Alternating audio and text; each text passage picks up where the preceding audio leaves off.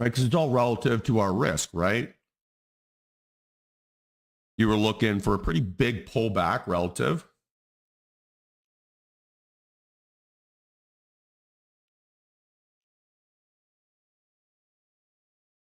Let's talk about this operationally here, guys, as well, right? What I'm doing, so let's say that I'm not taking this trade, right? Not taking this, is just for illustrative purposes only, please. Okay. So I'm going to set up my order window here. Let's just set up a short because this is moving in that direction. So let's say that my stop like this, right? So I'll have my stop loss set 070. I'll have my risk based on my reference price, right? So it will be, oops, 065, right, on this short. And then that is where I'm managing my risk. So here I go to 5 units. I'm then memorizing this number, right? Minus $500. And then I go here, click 0, and I wait until it's at $500 or less, and then I click sell. That's still going to send it to me as a limit order, right? And if I click sell, it's going to get me a fill at the best price. So there, right, you see how it was less than $500. So that's when I click submit, and I'm looking for that difference there. Again, not a trade I was really taking, just an example here. That's the process, right? Every single time. So you don't need to put in a 068 in your limit order window. You're going to set yourself up to miss it. You're looking to get a discount relative to the reference price. And once you have that discount based on your position sizing and risk, then you click submit. Does that make sense? Let's go, Rich. $1,200. Brent, $1,800. Let's go. I use that technique for every single one of my trades, guys. Every single one. I made that video the other day. That's what I do on every single trade.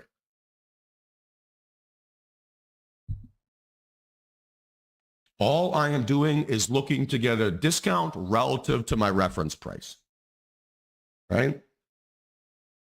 So if I can save 10% on my risk, that's 10% I'm going to make later down the line.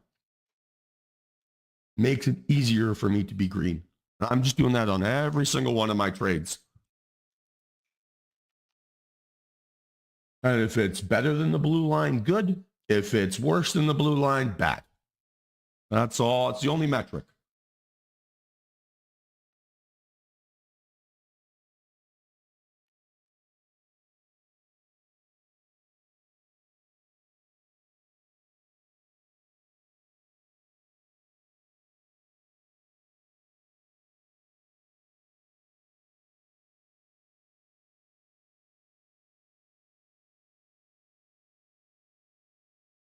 Like all things considered, right?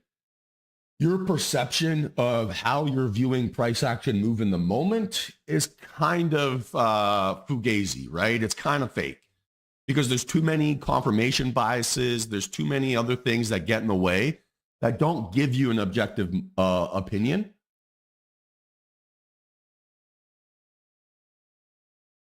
So only thing that I can get that becomes objective in my entries is, am I getting a discount or not, right? It's the only objective thing I can create when I'm getting a lot of emotional triggers effectively. So that's all I'm doing, right?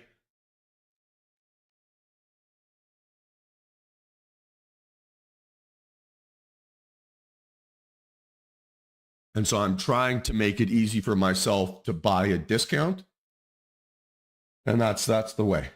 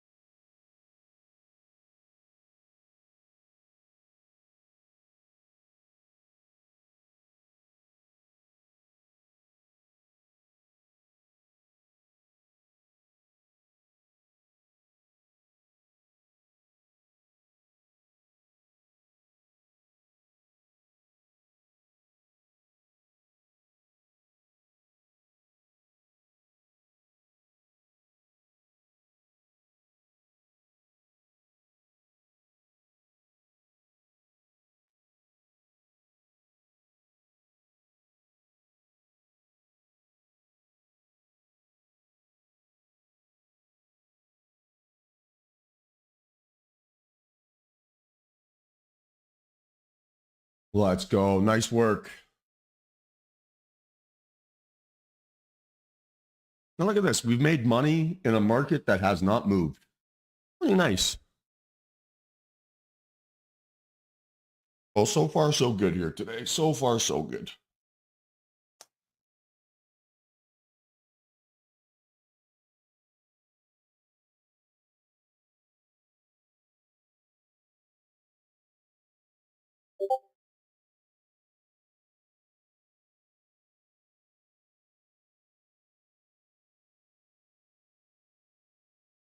And just one last thing here, right?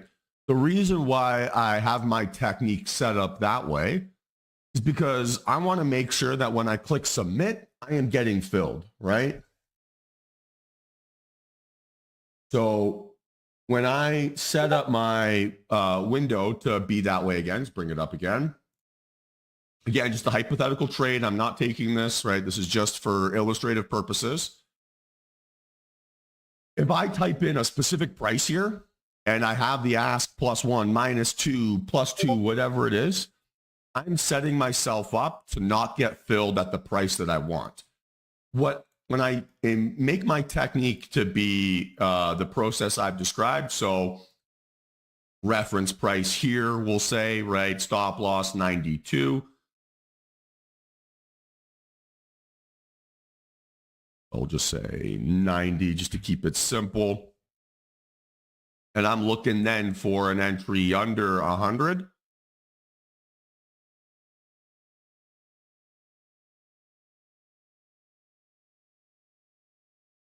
Right? Then when I get this to be ticks -0, I'm getting a fill at effectively treating my limit order, turning it into like a market order. Because it's going to give me a fill up until the price that I execute at, but it's going to execute at the moment I click submit. Right? So I'm ensuring that I get filled when I expect, and I'm not hoping that a fill is going to happen. Old dude, you ask this every day. I will always be honest when I am done trading for the session. If I were done, if I didn't think that there was anything left, I would have shut down the stream, right?